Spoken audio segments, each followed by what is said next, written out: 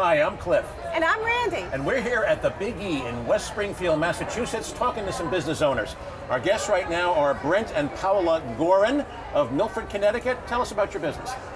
Our business, Game Haven, is founded on three principles: social, interactive, entertainment. Okay. What that basically means is that we're giving kids an opportunity to come together and enjoy a social experience while they're also playing their favorite games and having some snacks and getting some drinks and giving them a really cool place to hang out. Okay, so this is basically a place where kids from all over can come and play like different video games. You have like 100 video games that they can do? You name it, from Minecraft to Mario Kart to new betas and alpha releases like Trove and Landmark, which might not have hit the street yet. But it's an incredible opportunity to give them a social experience in a clean, safe, and comfortable environment that isn't their parents' basement. I was just going to say, because when I think of video gamers, I think of teenagers who spend all their time in the parents' basement. They don't come out like once a month for like food and water and stuff like that. So you're making it more of a social experience is what it sounds like. We definitely are, and at a very affordable price. Who's your target market, age group wise?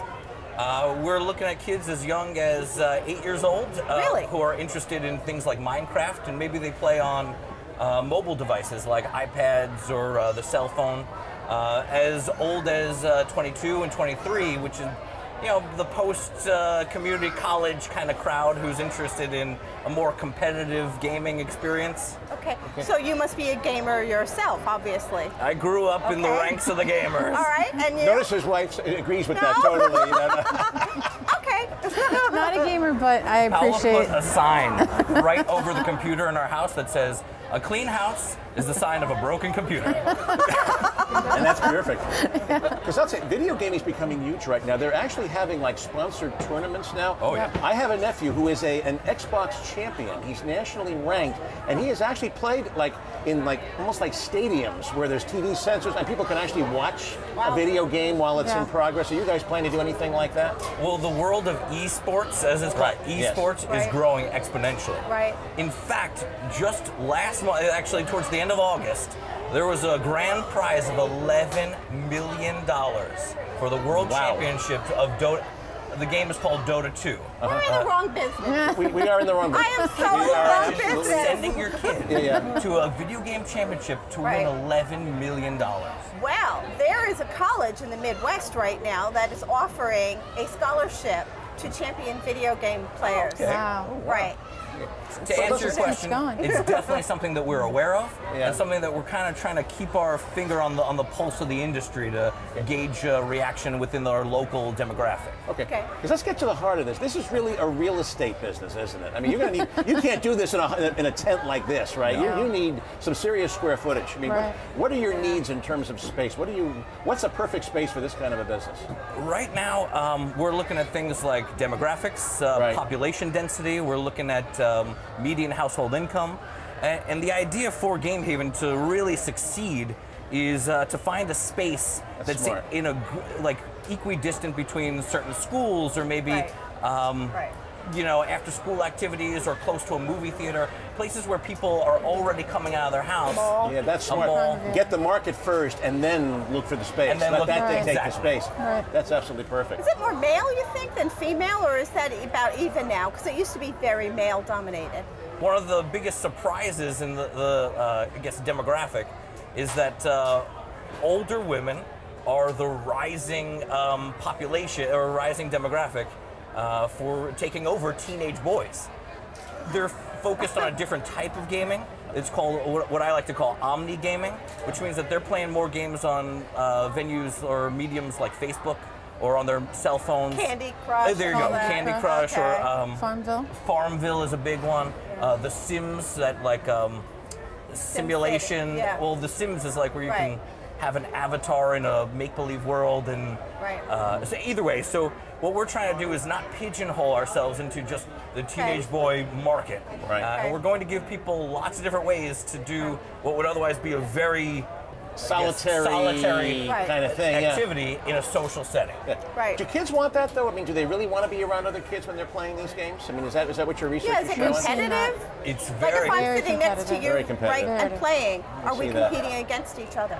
It depends on the medium. You know, it depends on the game you're playing, but Okay. primarily, yes, it is competitive. Okay. And games like Minecraft, which don't have a regular scoreboard per se, those can be even more socially interactive because there isn't a score, but there's no hard and fast way of measuring your progress. Okay.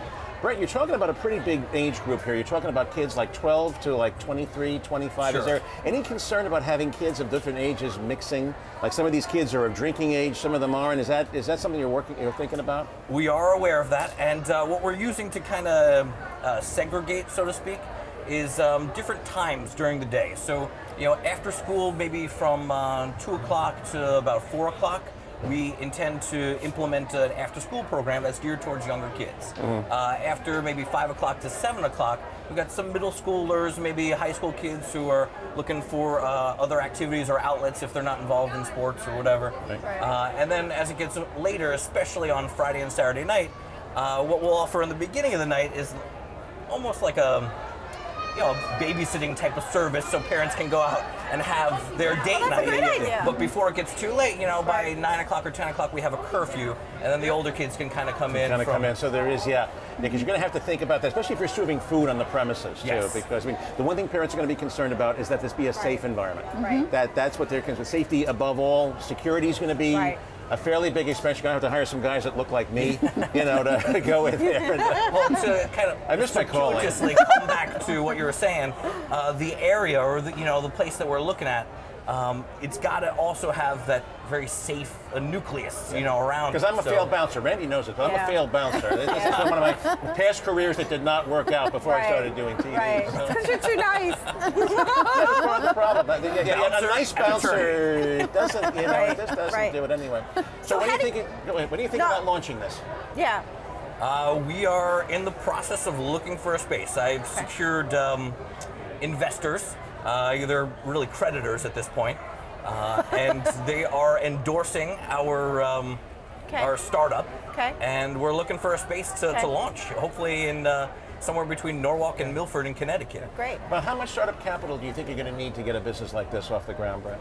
We're somewhere in the neighborhood of between $75,000 and $100,000. Okay, just to get a basic facility up and run, some old industrial facility, something like that. We have the space you can pay. Well, this is great. Brent and Paula Gorin, Game Haven of Connecticut, coming to a city near you. Get your kid out of the basement and make him a professional, world-class video gamer where he actually makes some money.